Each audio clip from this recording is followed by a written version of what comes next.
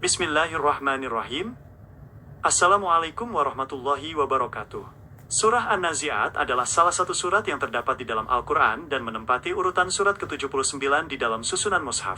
Nama An-Nazi'at diambil dari kata pertama yang terdapat pada ayat pertama surat ini, yang secara harfiah memiliki arti malaikat-malaikat yang mencabut.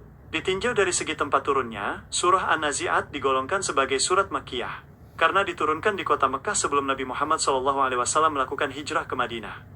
Surat ini terdiri dari 46 ayat secara keseluruhan dan mayoritas isinya berfokus pada penegakan akidah, penekanan mengenai hari kiamat, serta bukti-bukti kekuasaan Allah Subhanahu wa Ta'ala. Secara garis besar, kandungan utama di dalam surat ini dibagi menjadi beberapa pokok bahasan penting.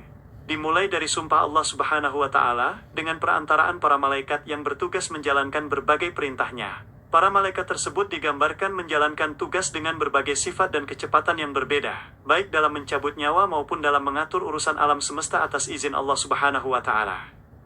Pokok bahasan berikutnya di dalam surat ini memuat tentang penggambaran peristiwa hari kiamat yang sangat dahsyat dan mengagetkan bagi seluruh makhluk hidup. Pada hari itu, bumi akan diguncang dengan goncangan yang sangat keras yang diikuti oleh tiupan sangkakala, sehingga seluruh manusia yang tadinya telah mati akan bangkit kembali dan dikumpulkan di padang mahsyar. Surah ini juga merekam kisah peringatan sejarah terdahulu melalui kisah Nabi Musa. Ketika diutus untuk menghadapi Fir'aun yang sombong dan melampaui batas, Fir'aun mendustakan ajaran kebenaran dan mengaku sebagai Tuhan yang paling tinggi. Sehingga Allah Subhanahu wa Ta'ala memberikan azab yang pedih kepadanya baik di dunia maupun di akhirat sebagai pelajaran bagi orang-orang yang durhaka.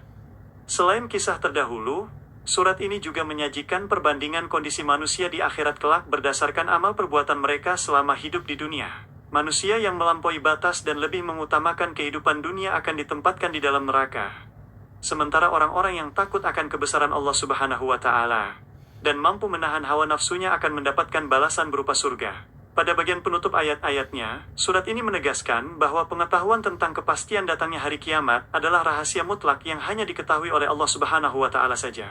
Nabi Muhammad SAW hanyalah seorang pemberi peringatan bagi siapa saja yang takut kepada hari kiamat tersebut, dan bagi orang-orang kafir, ketika hari itu tiba mereka akan merasa seolah-olah tidak pernah hidup di dunia melainkan hanya sesaat saja. Semoga setiap lembar ayat suci yang kita pelajari mampu menjadi pelita dalam gulita hati, menuntun langkah kaki kita senantiasa berada di atas jalan ridanya, serta melembutkan jiwa untuk selalu rindu pada keabadian yang penuh dengan kasih sayangnya.